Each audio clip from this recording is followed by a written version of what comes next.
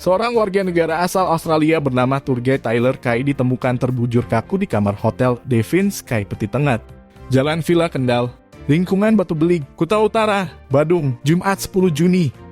Kasih Humas Polres Badung itu, Ketut Sudana, menerangkan, kematian bule Ausia ini diketahui sekitar pukul 12.40.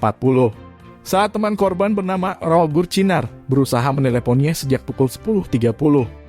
Karena tak ada jawaban, saksi yang tinggal di kamar berbeda di hotel tersebut memutuskan mencari korban ke kamarnya.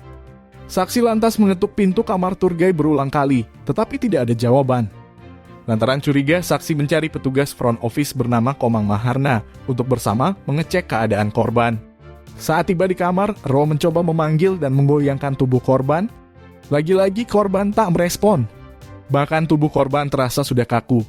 Petugas FO lantas menyampaikan perihal ini ke manajer hotel dan menghubungi klinik Bakti Vedanta, Jalan Peti Tengah, Kuta Utara. Nahas dari pemeriksaan tim medis, Turgai dinyatakan sudah meninggal dunia. Informasi lalu diteruskan ke unit UKL, Polsek Kuta Utara dan tim identifikasi Polres Badung untuk melakukan olah TKP.